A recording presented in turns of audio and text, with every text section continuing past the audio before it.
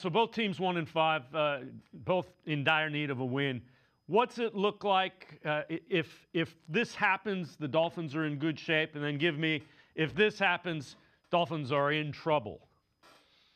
Well, I think that the biggest thing for the Dolphins here is they've got to be able to stop the run. Like they say, you've got to earn the right to rush the passer.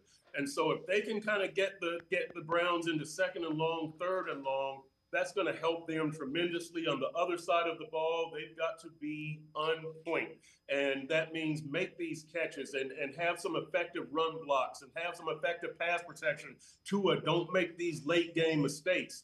On the other side, if the Dolphins lose this game, I think it's going to be because they haven't executed those things that I just mentioned, the things that they failed at all season. And look, this isn't just an offense-defense thing. When you look at their special teams against Indianapolis, they had Matthew Judon runs into the punter, and that extends a drive that turns into a 17-play drive. Right before halftime, they kick a field goal, the Colts, as time expires at the half to take a 20-0 lead. Against New England, is it, or Buffalo, Zach Sealer runs into the punter, and that also allows them to extend a drive. They have another game, I think New England. I'm getting my games mixed up. I'm sorry here.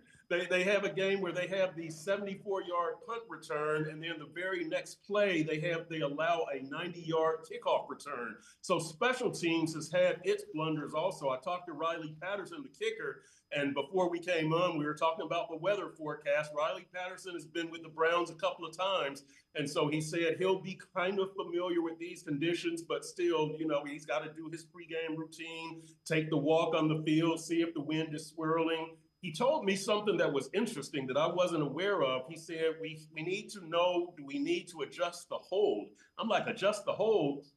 He said, yeah, if you tilt the ball forward a little bit, you can get more spin on it, and it cuts through the wind a little bit better. So maybe that's something that's a factor. Maybe that's something to look for, but they've got to be strong in all three phases. They have shown cracks in the foundation all over the field this season.